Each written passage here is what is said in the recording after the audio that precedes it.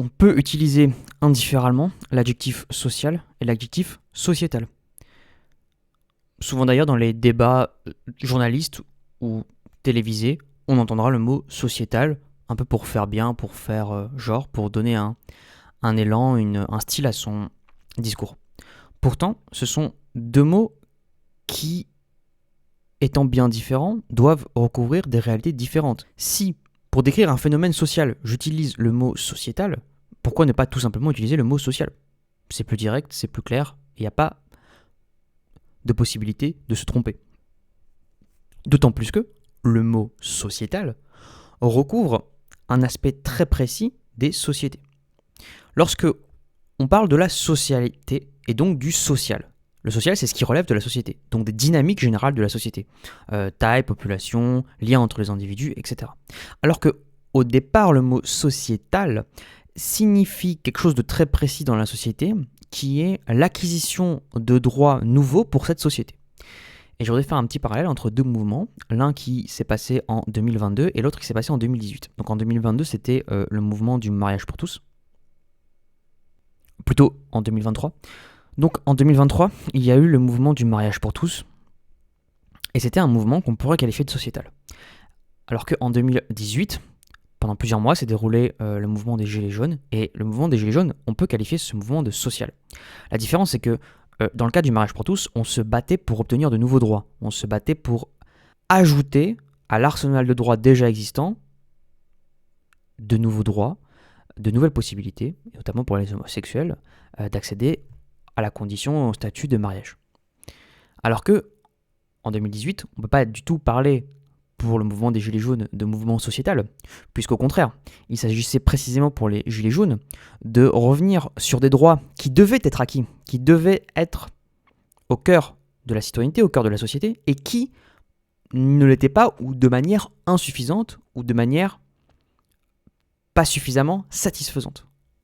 Il s'agissait pour les Gilets jaunes de manifester en faveur de différents problèmes que connaissait la société, comme par exemple les taxes sur le carburant, la justice fiscale, les inégalités économiques, le coût de la vie, le pouvoir de l'achat, l'accès aux services publics, aux services de santé et la gouvernance politique en général. Et ça, ce sont censés être des droits acquis, certes sur lesquels il faut revenir, mais ce sont censés être des droits acquis. C'est pourquoi on ne peut pas confondre social et sociétal. Ainsi, quand on veut parler de roman social, on ne peut pas remplacer par l'adjectif sociétal. Ça n'aurait pas vraiment de sens. Au moment où la crise des Gilets jaunes a eu lieu, en 2018, un auteur a eu à ce moment-là le prix Goncourt, qui s'appelle Nicolas Mathieu. Et Nicolas Mathieu a eu le prix Goncourt pour Leurs enfants après eux. Et Leurs enfants après eux, c'est précisément un roman social. C'est finalement la coïncidence entre, d'un côté, un événement social qui se produit, qui embrasse la foule, et puis de l'autre, une reconnaissance littéraire, une reconnaissance culturelle, élitiste, d'une œuvre d'art particulière. Et finalement, les deux intérêts presque convergent. Et c'était intéressant de remarquer qu'en cette année 2018, le prix Goncourt, donc le prix le plus prestigieux de France, a été attribué précisément à un roman qui remet en avant le social, alors qu'auparavant, il aurait pu être attribué plutôt à des autofictions, plutôt à des romans classiques, d'aventure, éventuellement des romans policiers, ou bien des essais un peu sulfureux. Et là, ici, c'est vraiment un roman social, qui remet au centre la société en elle-même, et un peu la société masquée, cachée. L'ambition de Nicolas Mathieu, c'était de mettre de côté Rastignac, c'est-à-dire les personnages ambitieux, les personnages qui réussissent, les Macron, toutes les personnes qui ont un destin un peu exceptionnel, et de remettre sur le devant de la scène, de faire parler en priorité ceux qui, au contraire, n'ont pas très souvent la parole, un peu comme dans le mouvement des Gilets jaunes. Alors c'est quoi le roman social ? Le roman social, c'est un genre littéraire, en général, c'est un genre littéraire qui dénonce tous les problèmes sociaux et leurs effets sur les groupes, les personnages qui en sont victimes. Parmi les problèmes les plus fréquents, on retrouve les inégalités sociales et économiques, la pauvreté, la famine, le chômage, l'insalubrité, la promiscuité au sein du logement, les conditions de travail, la santé, l'alcoolisme, la mortalité précoce, les maladies et la violence familiale, criminelle, politique, ainsi que la répression politique et syndicale. Alors pour bien comprendre le roman, il faut comprendre le contexte historique dans lequel il s'insère. Et le contexte historique, c'est la France entre 1950 et 2000. Et le roman se situe en Lorraine. Et ce qui s'est passé en Lorraine, c'est qu'après la guerre, la Lorraine a été un centre industriel de la France. Et on a concentré de nombreuses usines sidérurgiques et métallurgiques. Et la région était extrêmement prospère grâce à ces industries et de nombreuses personnes travaillaient dans le secteur de la sidérurgie à cette époque. Et puis au cours des années 1970 et 1980, la Lorraine a connu un déclin majeur de son industrie sidérurgique. Il y a une crise de l'acier en Europe qui a conduit à la fermeture de ces usines et qui a entraîné la perte des emplois pour des milliers de travailleurs et ça a eu un impact dévastateur sur la région. Alors la crise, elle s'explique en 2 mots sur le fait que au lendemain de la Seconde Guerre mondiale, on a eu la volonté de rebooster les économies, de recommencer la croissance et il y a une grande demande en acier qui s'est faite pour reconstruire les bâtiments. Mais au fur et à mesure des années, comme on a continué à construire, la demande a baissé et puis il y a commencé à avoir de la concurrence internationale, notamment des États-Unis et du Japon, et avec des pays qui disposaient de technologies plus affûtées, avec des installations plus modernes, qui permettaient de produire de l'acier à moindre coût. Et en plus de ça, il y a eu les chocs pétroliers des années 1970 qui ont eu un impact sur l'économie mondiale, et ça a contribué à la crise de l'acier en Europe. On a eu un ralentissement économique et la demande globale d'acier s'est réduite. Et le roman se situe en 1992, au moment où on commence à entamer une reconversion industrielle et où on essaie de diversifier l'économie de la Lorraine avec l'automobile, l'aérospatiale, la technologie et puis le secteur tertiaire, tout ce qui est services, nourriture, etc. En 1992, ainsi le roman commence et il suit le personnage d'Anthony, qui est le personnage principal, son été lorsqu'il a 14 ans et tout ce qui va tourner autour de sa vie, tout ce qui va se passer pendant 4 étés, entre 1992 et 1998. Au tout premier chapitre, tombe amoureux d'une fille qui s'appelle Stéphanie, qui est d'une classe sociale différente de celle d'Anthony. Anthony est d'une classe sociale ouvrière, ses parents, sa mère occupe un petit boulot de fonctionnaire dans l'administration. Le père d'Anthony travaille comme un ouvrier dans une usine sidérurgique de la région de Lorraine et son emploi est emblématique de la situation industrielle de la région. Et il incarne les difficultés et les défis auxquels sont confrontés de nombreux ouvriers face justement à la perte d'emploi et la transformation économique de la région. Donc on a affaire à des personnages qui sont dans la classe sociale moyenne, voire creuse. Et Anthony tombe amoureux d'une fille dont les parents sont extrêmement aisés et qui a le capital social, culturel, symbolique, elle a le capital physique également. Elle est extrêmement attirante et Anthony tombe absolument amoureux d'elle. Et on sent en fait dès le départ que c'est un amour qui va être extrêmement compliqué, un amour qui va être même peut-être impossible parce que finalement ce qui les sépare, c'est peut-être pas leur envie, c'est peut-être pas leur désir, c'est peut-être pas leur passion, mais ce qui les sépare, c'est peut-être leur classe et ainsi leurs aspirations, leurs valeurs profondes. J'aimerais insister sur 3 points qui concernent le roman, 3 thématiques que me semble aborder le roman. La première thématique ce sera la jeunesse, la deuxième thématique la mélancolie, et la troisième thématique sur le changement de classe, sur comment s'arracher à son destin. Alors Nicolas Mathieu interroge ce que c'est que la jeunesse, ce que c'est que d'être jeune, parce que le personnage qu'on suit a 14 ans, et puis à la fin, l'histoire se termine alors qu'il a 20 ans. Et la première caractéristique de la jeunesse, c'est son côté rêveur, son côté qu'elle cherche à aspirer à quelque chose, à dépasser, à aller au-delà de là où elle est. Les adolescents, dans le roman, ont des rêves, des aspirations pour leurs avenirs, et ils sont remplis d'ambition, ils sont remplis d'espoir. Ils rêvent de quitter la petite ville où ils ont grandi, de connaître des aventures, de réaliser leurs désirs. Et Anthony ne rêve que de ça, quitter la petite ville industrielle et vivre une vie meilleure ailleurs. Et il se sent piégé dans son environnement et aspire à cet avenir différent. Et c'est une caractéristique de la jeunesse de toujours ne pas être là où elle est actuellement, de toujours se projeter, d'être dans la projection constante. Deuxième caractéristique de la jeunesse, c'est les amitiés, les relations amoureuses. Les amitiés, les premières expériences amoureuses, les conflits, les liens qui se tissent sont des éléments qui font partie de la psychologie de l'adolescent, qui sont incontournables. Et c'est pourquoi Nicolas Mathieu fait une bonne description de ces liens qui tissent et qui unissent les personnages.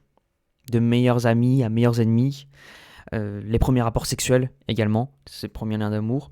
On a toute une scène où justement, à un moment donné dans le roman, Anthony et Stéphanie vont faire l'amour. À l'adolescence, c'est donc la période de la découverte de la sexualité. Et on a dans le dans le roman des bonnes descriptions des premiers rapports sexuels qu'entretiennent les personnages entre eux. Troisième caractéristique de la jeunesse, c'est la quête d'identité. Les personnages cherchent à définir, à comprendre qui ils sont et ce qu'ils veulent devenir, ils se posent des questions sur leur identité, leur place dans leur société, leurs valeurs. Puisque au moment où on va passer à l'âge adulte, on va se questionner sur qui on est, ce qu'on veut dans la vie, tout simplement. Cinquième caractéristique, c'est la confrontation avec la réalité. La confrontation avec la réalité, elle vient parce que l'adolescent rêve, veut des choses, aspire à des ambitions, aspire à des rêves, se cherche, mais ce qu'il trouve, c'est la réalité, et ce qu'il trouve, en général, est en contradiction avec ce qu'il désire. Au fur et à mesure que les personnages grandissent, ils sont confrontés à la réalité de la vie adulte, marquée par la désillusion. Les choix qu'ils sont contraints de faire les amènent à faire des compromis, à renoncer à des rêves, à faire des choix pragmatiques pour leur survie. Par exemple, Yacine, à un moment du roman, est trafiquant de drogue, il trafique de la drogue, et à la fin du roman, il termine par un travail d'employé dans un supermarché. Alors que la drogue pouvait lui donner des élans, de l'adrénaline, l'idée qu'il sortait de sa condition, finalement, il abandonne tout ça et retrouve un travail d'employé dans un supermarché. Anthony, pareil, lors de ses 18 ans, il s'engage dans l'armée et est prêt à combattre en Allemagne. Donc désir d'explorer, de changer de lieu. Et au bout de 2 mois de mission à l'armée, il est complètement réformé parce qu'il se blesse et donc il est obligé de revenir chez lui. Et il y reste jusqu'à ses 20 ans, trouve un petit job lorsqu'il en a 20, trouve un petit job pour combler les factures et finalement continue de rester en Lorraine. Sixième caractéristique de l'âge adolescent, c'est l'exploration des limites. Drogue, vol, rapports sexuels dans les lieux publics. Les adolescents vraiment aiment tester les limites de la morale, tester les limites de leurs parents, parce que les parents symboliquement représentent la morale, la loi qu'ils ne doivent pas dépasser, et ils vont toujours chercher à explorer, à tester ces limites. Tous les personnages, à un moment donné ou à un autre, prennent des drogues. Annie finit drogué, plutôt alcoolique à la fin du roman, à l'âge de 20 ans déjà. Il ne peut pas se passer de sa petite bouteille. Les rapports sexuels sont dans les lieux publics, dans des endroits où c'est un peu dangereux, où ça crée une tension, une excitation. Et puis, les personnages sont toujours en train de voler. Assine et Anthony se volent l'un et l'autre au cours du roman leurs motos respectives. Enfin, dernière caractéristique de cette jeunesse, c'est le rapport au temps. Le rapport au temps, c'est que lorsqu'on est jeune, on a l'impression de posséder, d'avoir du temps. Les personnages, d'ailleurs, passent énormément de temps, ils perdent presque leur temps et ça ne leur pose pas de problème. Mais plus le temps ils avancent, moins les personnages avancent, plus le temps passe et plus ils font du surplace. Plus le temps passe et plus ils font du surplace. On a l'impression au fil du roman qu'ils veulent s'échapper, sortir, et ils pensent qu'ils ont tout le temps pour le faire, et puis finalement ils ne parviennent jamais vraiment à s'extirper de leurs conditions. Intimement lié à la jeunesse, c'est la notion de mélancolie, puisque quand on est Nicolas Mathieu, il a, je crois, 47 ans. Évidemment, la mélancolie, c'est ce sentiment qui fait qu'on est un peu nostalgique du passé, on repense à son passé, et puis on se dit qu'il y avait quelque chose de bien, et puis ça nous rend triste dans le moment présent, puisque dans le moment présent, on ne peut plus accéder à ce passé, il est absolument et pour toujours révolu, et cette impassibilité, cette incapacité de revenir dans ce passé nous met un petit pincement au cœur. Et ce roman, c'est un peu le pincement au cœur pour les adultes qui le liraient, puisqu'on se rappelle de notre propre jeunesse, du moment où on était encore jeune, plein de potentialités, plein de possibilités, et finalement que ce temps est révolu. Et ce qui se passe, c'est que très souvent, on évoque le passé. On évoque le passé de façon un peu glorieuse, et précisément le père d'Anthony ainsi que sa mère reparlent souvent à Anthony du moment dans les années 50, dans les années 60, où précisément il y avait le plein emploi, où la prospérité était là pour la région, où il faisait bon vivre en Lorraine. Et aujourd'hui, là où il n'y a plus d'emploi, là où le secteur tertiaire prend de plus en plus de place, là où il n'y a que peu de possibilités d'évolution, de carrière, peu de possibilités d'évolution, d'épanouissement personnel, et qu'on compare ce temps présent à cet âge d'or finalement, automatiquement il y a ce regret, cette nostalgie, cette tristesse qui imbibe les caractères des personnages. Ils ont l'impression que leur vie n'est pas à la hauteur. On prend par exemple la mère d'Anthony, les rapports avec son père, le père d'Anthony se sont pas très bien, et puis elle repense à tous les garçons qu'elle pouvait avoir assez facilement. Et elle repense au moment où tout était encore possible pour elle, elle n'avait pas encore d'enfant duquel il fallait s'occuper, et où tout était si bien. Et là, sa vie actuelle, où elle a un enfant qu'elle ne peut pas regarder, qu'elle ose à peine regarder parce que elle ne l'aime pas, elle voit sur son visage une sorte de balafre, puisque Anthony a quelque chose qui est marqué sur son œil, symbolique de la difficulté à voir, à percevoir clairement sa situation, sa vie.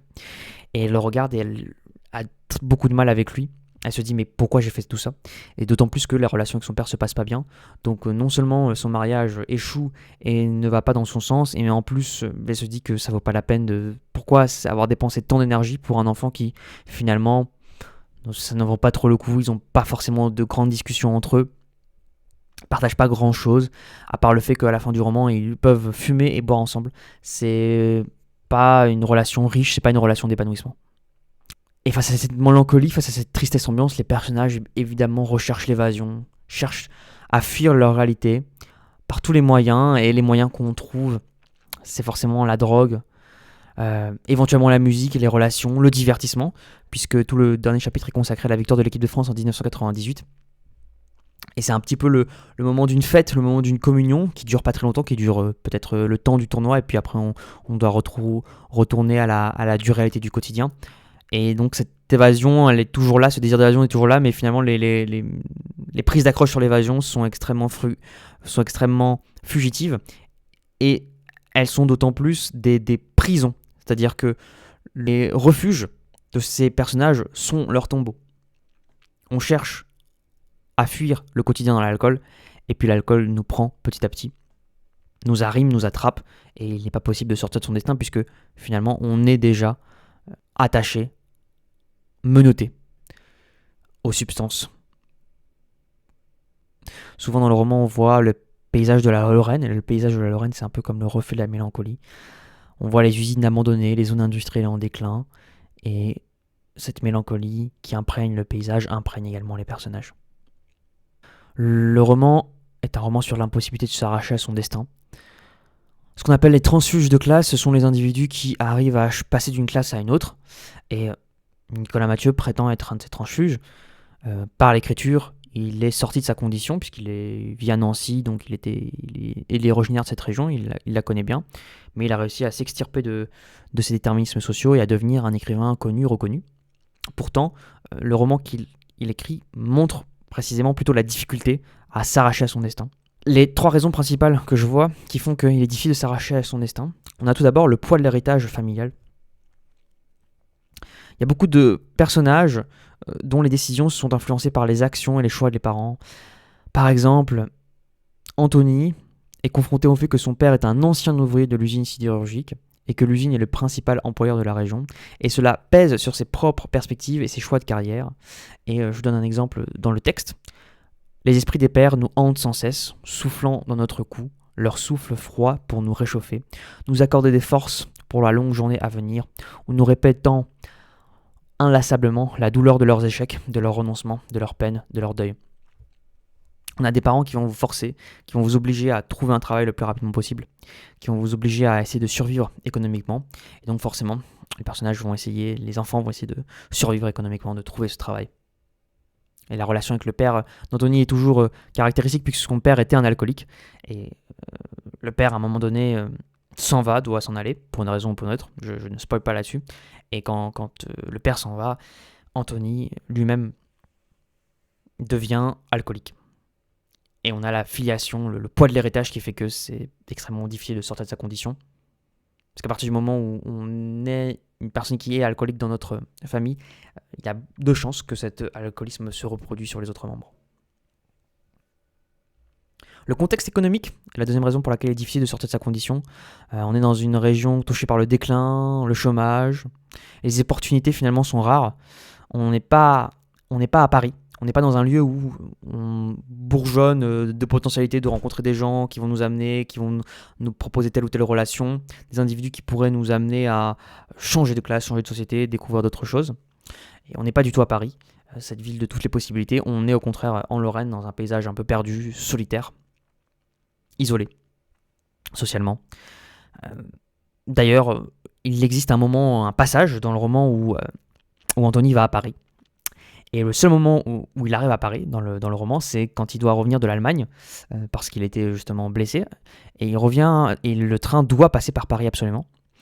Et la première chose qu'il fait quand il arrive à Paris, il voit beaucoup de gens, il est un peu terrorisé, il sait pas trop quoi faire. Et puis il pense à la première chose qui lui vient en tête, il va au bar.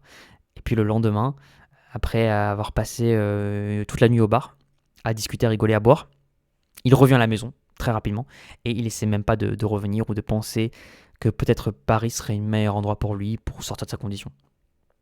Je cite le roman. Les lendemains qui chantent, ce n'était qu'une chanson, une foutue chanson. C'est sûr qu'il y avait des patrons pour se tordre de rire. Des patrons, il y en avait, y compris les ouvriers d'hier, qui s'en étaient trouvés des patrons, à la chaîne même, à tirer les bons morceaux des mauvais morceaux. Enfin, les tentatives pour échapper au destin. Troisième et dernière raison, lorsqu'on essaie d'échapper à son destin, on fait des tentatives et puis ces tentatives en réalité échouent souvent. Et il faut échouer énormément de fois et peut-être que les personnages n'échouent suffisamment pas pour arriver au moment où ils parviennent à réussir. On se tente parfois de s'affranchir de leur chemin, du destin présumé. Et par exemple, Yacine essaie de se frayer un chemin dans la musique, mais il est constamment rattrapé par la réalité de sa ville natale. Je cite, Yacine, lui, avait déjà le look d'un musicien, mais il lui manquait encore ce don, cette lumière intérieure qui les distinguait des autres, qui les plaçait au-dessus du commun. Peut-être l'aurait-il un jour, enfin, quand il s'éloignerait un peu de tout ça, mais évidemment, fin de citation, mais évidemment pour Yacine, ça ne sera jamais possible. Il ne sortira jamais de sa condition. La seule personne qui s'en sort, c'est Stéphanie, qui était l'amoureuse d'Anthony et qui était issue d'une famille bourgeoise. C'est la seule qui s'en sort, c'est la seule qui s'en va, qui quitte la France et qui va au Canada pour espérer, rêver meilleur. Elle aussi, après ses 18 ans, elle est partie en classe préparatoire, ce qui lui a permis d'acquérir, de compléter son capital culturel, son capital économique, son capital linguistique, son capital tout simplement symbolique. Elle est excellente en mathématiques, ce qui lui permet d'avoir des opportunités. Et puis elle va faire sa licence au Canada avec quelqu'un qu'elle a rencontré. Donc son capital physique lui permet aussi de rencontrer des hommes qui vont lui donner des opportunités. Ce qui n'est pas le cas d'Anthony et des autres personnages qui vont rester là où ils sont. Le roman fait en sorte que le personnage se découvre, apprenne des choses, se transforme, s'épanouisse, au moins change. Et en réalité, Nicolas Mathieu est extrêmement ironique puisqu'à la fin du roman, dans l'avant-dernier chapitre, je crois, en tout cas dans la dernière partie du roman, la dernière année, lorsque Anthony a 20 ans et qu'il devient alcoolique, lorsqu'Anthony a 20 ans, il y a une seule chose qui grandit dans le roman, c'est le Leclerc. Je lis le roman. Le Leclerc avait bien grandi. Il bénéficie maintenant d'un rayon textile, d'une poissonnerie remise à neuf et surtout d'un coin hi-fi électroménager digne des plus beaux hyper. En tout 10 000 m² de surface commerciale, le magasin n'avait même pas fermé pendant les travaux qui étaient réalisés derrière des cloisons contreplaquées tandis que les consommateurs continuaient à faire leurs courses. Chaque samedi, il y avait la queue dans le parking aux caisses, au nouveau McDo. Ce succès, alors que les esprits chagrins voyaient partout le spectre de la crise et les effets néfastes de la mondialisation, avait de quoi réchauffer le cœur. Donc ce qui réchauffe le cœur des individus, c'est le fait d'avoir une petite queue, un peu de monde, le samedi au McDonald's. Je vous cite un dernier paragraphe qui me paraît un peu représentatif de l'œuvre de Nicolas Mathieu. C'est un paragraphe qui parle de Yacine, donc le personnage qui vient du Maroc, et puis qui a un peu du mal à s'intégrer dans la société. Et il s'intègre en étant dealer de drogue, en volant. Et puis il est intégré dans sa communauté, mais a un peu du mal avec les autres. D'ailleurs, au tout début du roman, il y a une fête, et Yacine n'est pas invité. Il essaie de s'incruster dans la fête, mais il n'y arrive pas. Peut-être à cause de son origine, peut-être aussi à cause de sa réputation, de son passé. Et peut-être un petit passage qui résume un peu l'idéologie, l'atmosphère du roman. Avec ses potes, il n'en parlait jamais, mais c'était tout de même une épine considérable. Ils avaient tous grandi dans la crainte du père, ces hommes-là ne plaisantent pas. Et en même temps, on ne pouvait pas vraiment tenir compte de ce qu'ils disaient. Les règles réelles de l'Hexagone leur échappaient en grande partie. Ils parlaient mal la langue, ils énonçaient des préceptes qui n'avaient plus cours, leur fils était donc pris entre le respect qui leur était dû et un certain mépris qui allait de soi. Et puis ces pères, qui avaient voulu fuir la pauvreté, qu'avaient-ils réalisé en somme ? Ils possédaient tous une télé couleur, une voiture, ils avaient trouvé un logement et leurs enfants étaient allés à l'école. Pourtant, malgré ces objets, ces satisfactions et ces accomplissements, personne n'aurait pensé à dire qu'ils avaient réussi. Aucun confort ne semblait pouvoir effacer leur indigence première. À quoi cela tenait-il? Aux vexations professionnelles, aux basses besognes, au confinement, à ce mot d'immigré qui les résumait partout, ou bien à leur sort d'apatride qu'ils ne s'avouaient pas? Car ces pères restaient suspendus entre deux langues de rives mal payées, peu considérés, déracinés, sans héritage à transmettre. Leur fils en concevait un incurable dépit dès lors pour eux bien bosser à l'école, réussir, faire carrière, jouer le jeu, devenait presque impossible dans ce pays qui traitait leur famille comme un fait de société. Le moindre mouvement de bonne volonté ressemblait à un fait de collaboration. Celle qui a réussi dans le roman. Réussi au sens de la réussite, bien entendu, sociale, qui s'est un peu extirpée de là où elle venait. Elle avait toujours le sentiment qu'il n'existait en dehors de Paris que des vies de second ordre. La même impression lui était venue en considérant cette caste de jeunes affamés. Elle parle des personnes qui viennent d'HEC. Eux seuls savaient, eux seuls étaient convenablement formés pour comprendre le fonctionnement du monde et en actionner les leviers.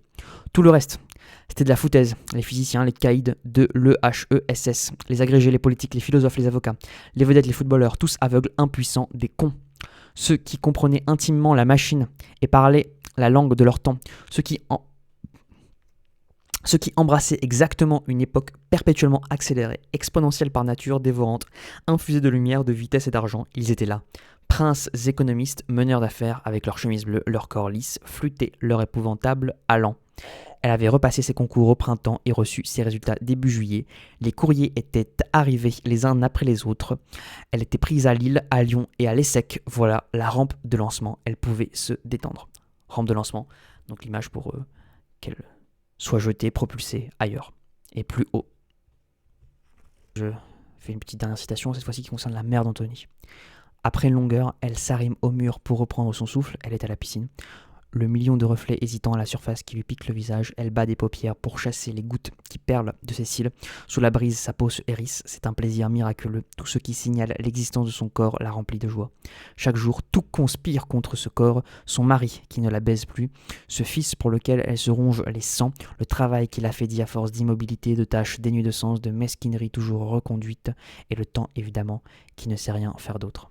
Et puis pour Hélène finalement, dans ces moments de difficulté, la seule chose qui lui donne un peu de baume au cœur, c'est le passage à la piscine. Un peu comme une façon de se laver, d'oublier tous les problèmes, toutes les difficultés du quotidien, dans un espace où seul le Leclerc grandit.